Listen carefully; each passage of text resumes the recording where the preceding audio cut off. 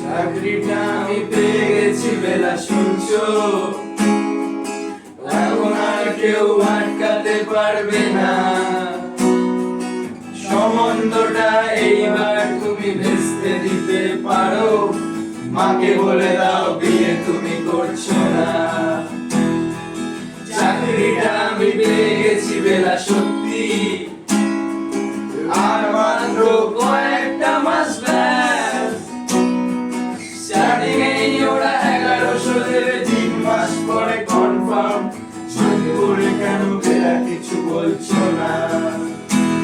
2441139 বেলা বস, তুমি পারছো কি শুনতে?